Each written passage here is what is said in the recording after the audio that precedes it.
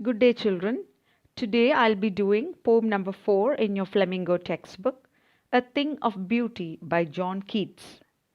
Talking about the poet, John Keats was born in 1795 and lived till 1821. He died at a tender age of 26. He was a British romantic poet who deviated from the traditional methods and considered poetry as spontaneous overflow of powerful feelings. Although he was trained to be a surgeon, he decided to devote himself wholly to poetry. His secret is his power to sway and delight the readers, and it lies primarily in his gift for perceiving the world and living his moods and aspiration in terms of language. The poem is an excerpt which marks the beginning of a long poem, Endymion, a poetic romance. The poem is based on a Greek legend in which Endymion is a beautiful young shepherd and a poet who lived on Mount Latmus. He had a vision or dream of Cynthia, the moon goddess. The enchanted youth resolved to seek her out, and so wandered away through the forest and down under the sea. As the title suggests, the poem is all about the importance of beautiful things in our lives. Now let's begin with the poem. Stanza 1. A thing of beauty is a joy forever. Its loveliness increases. It will never pass into nothingness, but will keep a bower quiet for us, and a sleep full of sweet dreams and health and quiet breathing. In the first line, the poet says that beauty stays forever. A thing of beauty can be any simple and beautiful object which stays in people's mind, which give them eternal joy. It can be a book that you have read, a beautiful sight, or even a gesture of a friend. In the second line, its loveliness increases. What does the poet mean by that? He says that the beautiful thing never fades away. Rather, it increases with the passing time. It is getting beautified more and more with the passage of time. It will always remain relevant, important, and attractive. But it will keep a bower quiet for us and a sleep full of sweet dreams and health and quiet breathing. So the bower is a shady place. Here the poet says that the image of a beautiful thing works like a shady place for a traveler walking in the scorching sun. It refreshes the mind of the observer, giving him a shady place, a comfortable place. A sleep full of sweet dreams is a far cry for the modern man whose life is stressful and sleep has become nightmarish due to the trials and tribulations of life. So, for the poet, beauty is like a beautiful shady tree under whose shade all the creatures can sleep peacefully, enjoy good health, and experience quiet breathing, which again points to the relaxed and serene state of mind. The beautiful object becomes a permanent part of our subconscious mind, radiating positivity around us. So, to sum up stanza 1, the characteristics of a thing of beauty: it is joy forever, its loveliness increases, it will never pass into nothingness. Those are the 3 points for the characteristics of a thing of beauty. What does it give us? It gives us a shady place, a sleep full of sweet dreams, health, and quiet breathing. So you get 4 points there. What does a thing of beauty give us? It ensures us complete well-being. Now coming to stanza 2. Therefore on every morrow are we wreathing a flowery band to bind us to the earth, spite of despondence, of inhuman dearth of noble natures, of the gloomy days, of all the unhealthy and overdarkened ways made for our searching. Yes, in spite of all, some shape of beauty moves away the pall from our dark spirits. Now let's take a look at the first two lines. Therefore, on every morrow, morrow is the near future or following day or every day. The poet says that every day we are collecting flowers of beautiful things and wreathing or making a band made of flowers that connect us to the earth. What is the effect of beautiful object on human beings? It connects them, it binds them to nature or earth, and that too with a band made of flowers.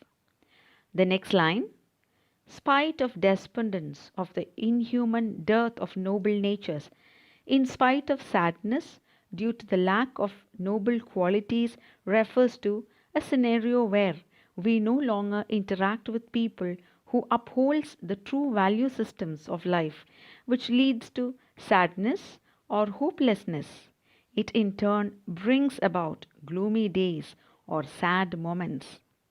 Of all the unhealthy again refers to anything that is not conducive to health, something which is harmful, contaminating, or morally bad.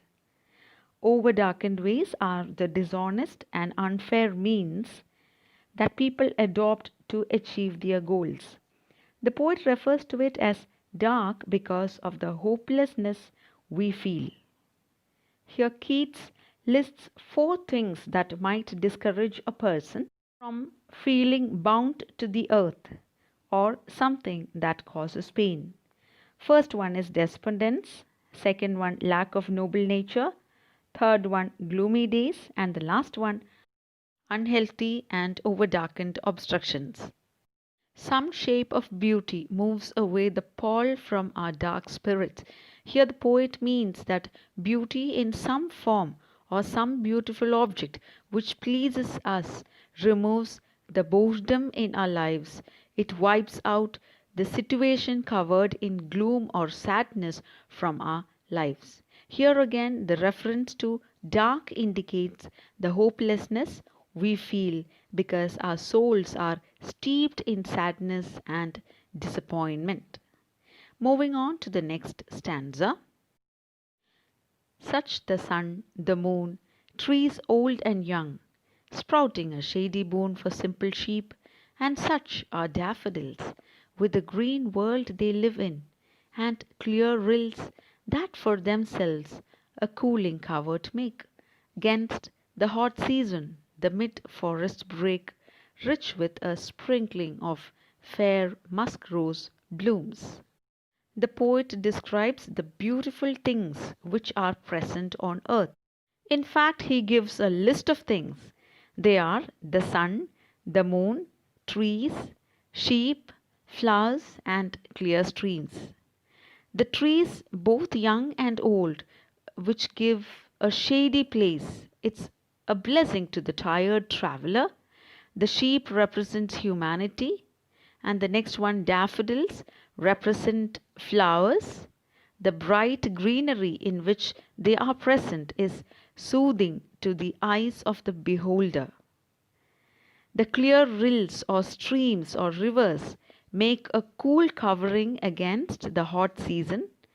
Man and animals get comforted with hot season, walking past the rivers and small streams, which are the natural sources of water and the vital portions of life. The mid-forest brake is the thick mass of ferns that grow in the mid-forest part, that is the part of the forest just before you enter into the deepest part. Their beauty is enhanced by the musk roses, which have nice fragrance.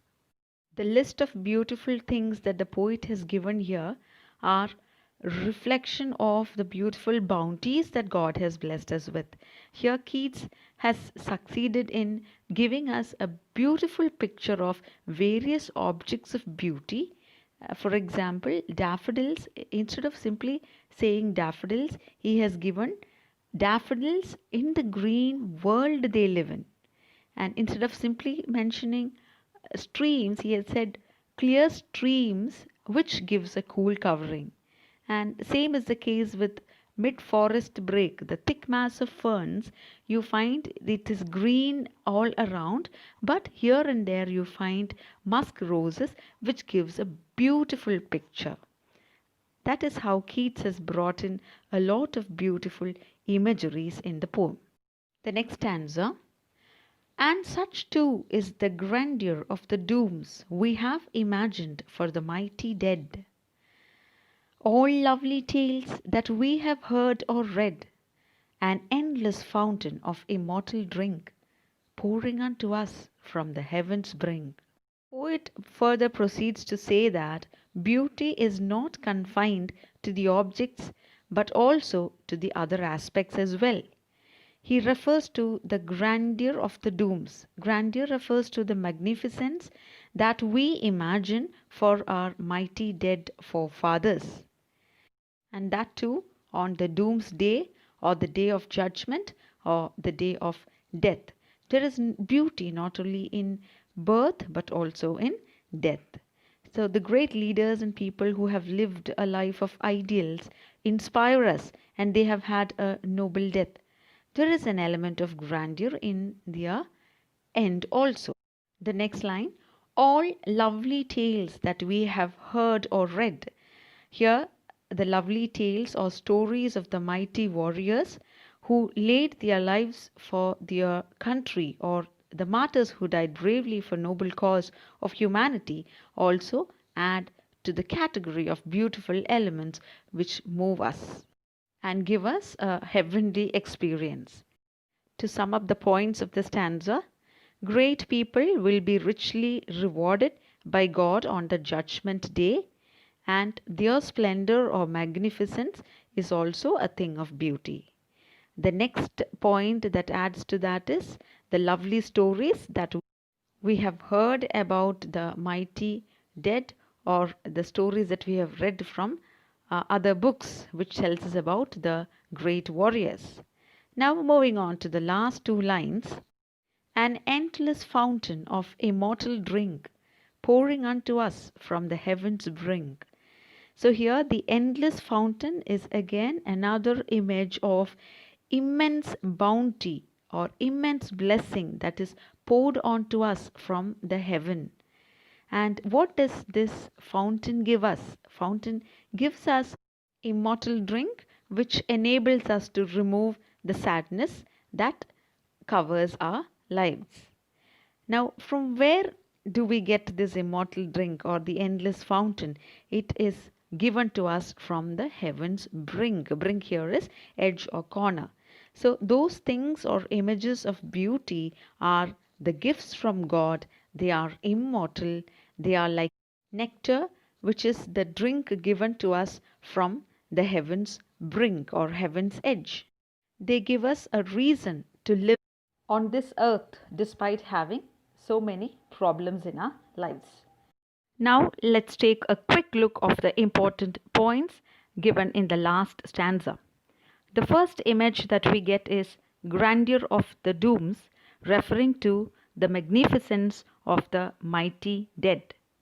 It can also mean the legacy left behind by the great ancestors, beautiful buildings, mausoleums, that is again buildings that houses the tombs of mighty dead or ancestors. And the next point that we get is lovely tales. Lovely tales are beautiful stories about the warriors. The next image is endless fountain of immortal drink. The fountain emerges immortally, producing heavenly nectar to the people for their peace, happiness, and empowering them with enough strength to fight the odds of life. Thus, we come to the end of the poem. Thank you.